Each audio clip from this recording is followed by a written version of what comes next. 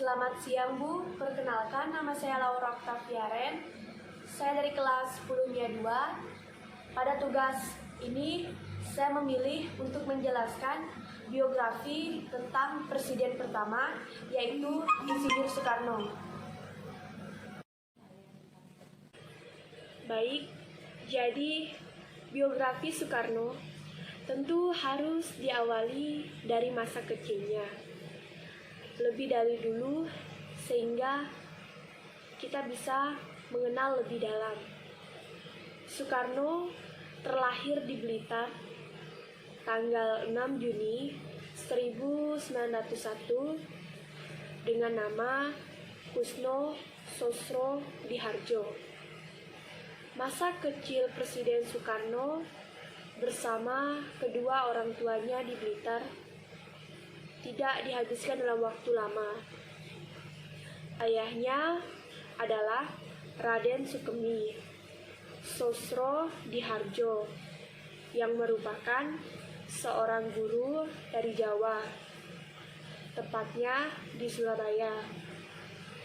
Sedangkan ibunya adalah Ida Ayu Nyoman Rai yang asalnya dari Buleleng, Bali.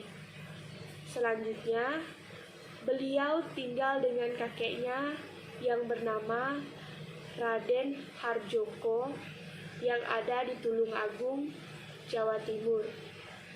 Beliau sempat bersekolah di sana meski tidak hingga selesai, lantaran kembali ikut orang tuanya ke Mojokerto.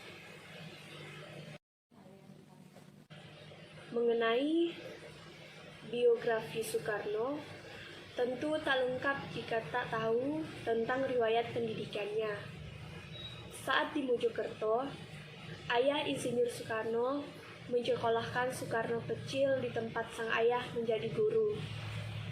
Tetapi di tahun 1911, ayahnya memindahkan Soekarno ke sekolah ELS atau Erepis Lenggri School yang bertujuan agar nantinya Soekarno bisa mudah masuk ke HBS atau Hunger Burger School yang ada di Surabaya.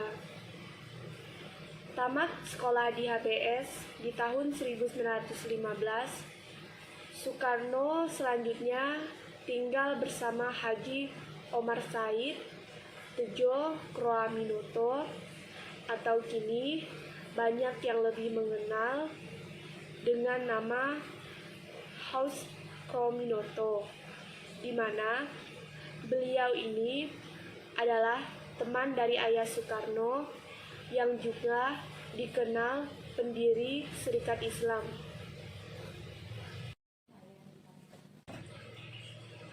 Biografi Soekarno tentang pendidikan masih berlanjut, di mana saat di rumah Cokroaminoto, Soekarno yang masih muda pun mulai belajar dalam dunia politik. Soekarno muda juga belajar untuk pidato dengan cara melakukannya sendiri di kamarnya di depan cermin. Di sekolahnya, HBS, Soekarno pun memperoleh banyak sekali ilmu terkait banyak hal. Setelah menyelesaikan pendidikan di HBS di tahun 1921, kemudian Soekarno pindah ke Bandung, lalu tinggal bersama Haji Sanuasi yang kemudian melanjutkan sekolah ke THS atau Teknis High School di jurusan Teknik Sipil, di mana saat ini sudah menjadi ITB, lalu kemudian bisa lulus di tanggal 25 Mei 1926 sehingga mendapatkan gelar insinyur atau IR.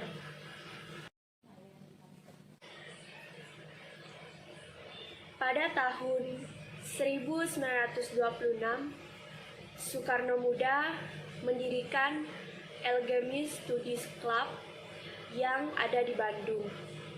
Ternyata organisasi ini jadi awal mula mendirikannya Partai Nasional Indonesia, di mana didirikan di tahun 1927.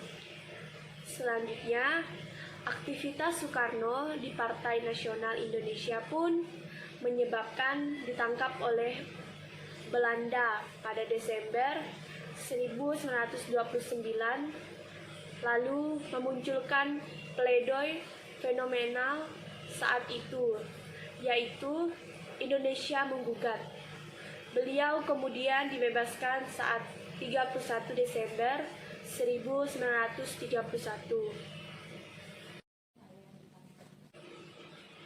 Selanjutnya, Soekarno bergabung dengan Partai Indonesia atau Partai Partindo pada Juli 1932, di mana partai ini adalah pecahan Partai Nasional Indonesia.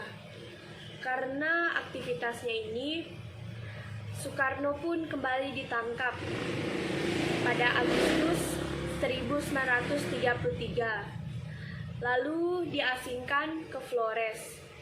Pada kondisi ini, Soekarno pun hampir dilupakan para tokoh nasional karena lokasinya yang jauh dan terasing.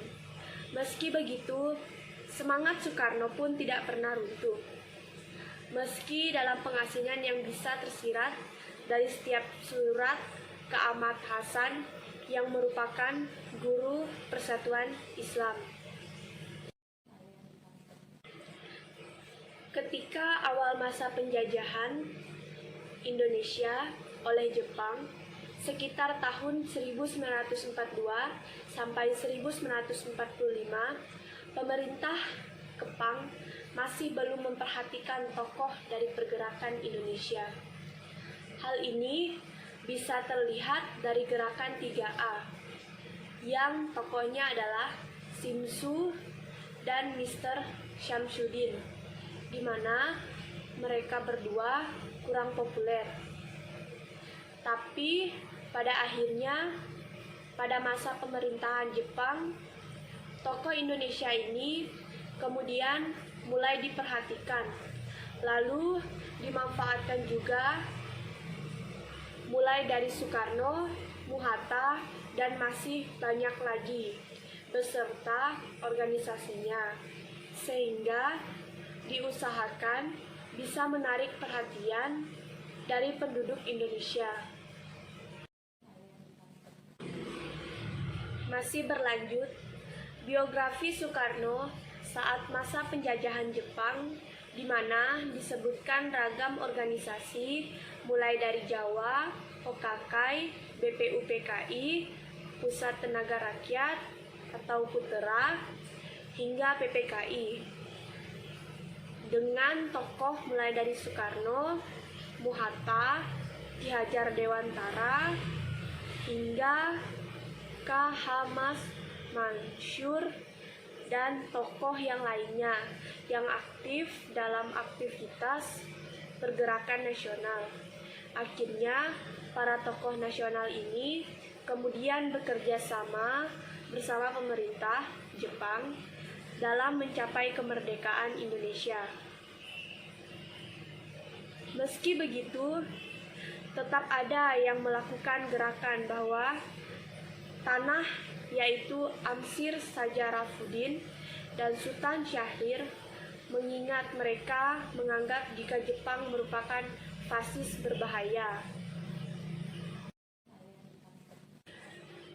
Di tahun 1943, Hideko Tojo yang merupakan Perdana Menteri Jepang mengundang para tokoh Indonesia, yakni Soekarno, Muhatta, hingga Ki Bagus Hadikusumo menuju Jepang dan langsung diterima oleh Kaisar Hirohito. Bintang kekaisaran, yaitu Ratna Suci pun diberikan kepada ketiga tokoh tersebut oleh Kaisar Hirohito. Penganugerahan ini pun menjadikan pemerintahan pendudukan Jepang kaget lantaran karena adanya penganugerahan bintang itu, maka ketiga tokoh dari Indonesia tersebut sudah dianggap sebagai keluarga dari Kaisar Jepang itu. Namun, saat Agustus 1945, beliau kembali diundang Marsekal Treucci yang merupakan pimpinan Angkatan Darat di wilayah Asia Tenggara di daerah Vietnam, di mana menyatakan jika proklamasi Indonesia adalah urusan dari rakyat Indonesia. Tetapi karena banyaknya Soekarno berhubungan dengan pemerintah Jepang dan badan organisasi Jepang, menjadikan Soekarno pun justru ditunda. Belanda sudah bekerja sama dengan pihak Jepang, misalnya dalam kasus Romusha. Menjelang persiapan proklamasi kemerdekaan RI, Soekarno pun mulai mempersiapkan segalanya bersama para tokoh nasional. Setelah sudah BPUPKI selesai, terbentuklah panitia kecil yang beranggotakan 8 orang. Resmi dan panitia kecil yang beranggotakan 9 orang, di mana disebut panitia 9. Dan menghasilkan piagam yang dikenal dengan Piagam Jakarta dan juga PPKI. Soekarno dan Bung Hatta pun mendirikan negara Indonesia yang berdasarkan Pancasila beserta Undang-Undang Dasar 1945.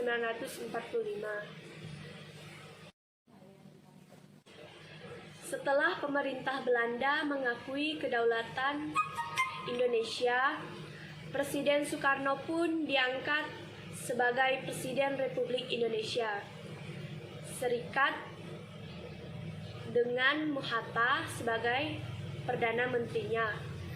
Lalu jabatan Presiden Republik Indonesia diberikan kepada Mr. Asad, di mana dikenal sebagai Republik Indonesia Jawa Yogyakarta saat itu. Meski begitu, karena tuntutan Indonesia menjadi yang ingin Indonesia kembali menjadi negara kesatuan, maka 17 Agustus 1950 RIS diubah kembali menjadi Republik Indonesia dan Soekarno kembali menjadi Presiden Republik Indonesia. Saat itu, Indonesia sedang mengalami jatuh bangun kabinet di mana Presiden Soekarno kurang percaya pada sistem multipartai dan menyebut sebagai penyakit kepartaian. Selain itu, Presiden Soekarno juga memberikan banyak gagasan di dunia internasional karena keprihatinan pada nasib bangsa di Asia Afrika yang banyak belum merdeka dan belum memiliki hak menentukan nasib sendiri. Hal ini juga yang menjadikan Presiden Soekarno mengambil inisiatif mengadakan konferensi Asia Afrika di tahun 1995. Saat itu di Bandung. Di konferensi tersebut, para pimpinan negara ini kemudian membocorkan berbagai macam persoalan, mulai dari ketimpangan, kekhawatiran, ketidakadilan badan-badan internasional dalam hal pemecahan konflik, dan banyak lagi menjadi hal yang dibicarakan di sana.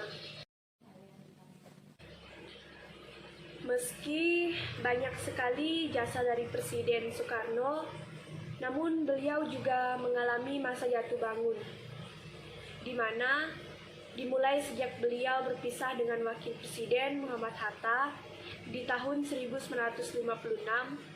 karena pengunduran diri Muhammad Hatta, dunia politik Indonesia, belum lagi dengan banyaknya pemberontakan dari separatis dan terjadi di wilayah Indonesia. Puncak pemberontakan ini pun terjadi dengan adanya G30 PKI, di mana menjadikan Presiden Soekarno tidak mampu memenuhi impiannya untuk menjadikan bangsa Indonesia sejahtera serta makmur. Setelah itu, Soekarno mengalami pengucilan yang dilakukan oleh presiden pengganti, yaitu Soeharto. Soekarno yang sudah tua pun kerap sakit dan akhirnya wafat di tanggal 21 Juni 1970 di Jakarta, tepatnya di Wisma Yaso. Jenazah beliau dikuburkan di Blitar dan sampai saat ini menjadi ikon Blitar. Tiap tahun, jutaan wisatawan kerap dikunjungi wisatawan baik dari dalam maupun luar negeri, apalagi saat ada Haul Bung Karno. Semasa hidup, Soekarno memperoleh banyak penghargaan, dimulai dari gelar Dr. Honoris Causa yang didapat di 26 universitas dari dalam dan dari luar negeri. Beliau juga mendapatkan penghargaan berupa bintang kelas. Satu yakni the Order of the Super Compassion yang diberikan Thabo Mbeki, yakni Presiden Afrika Selatan, karena mampu mengembangkan solidaritas secara internasional demi bisa melawan bentuk penindasan dari negara maju.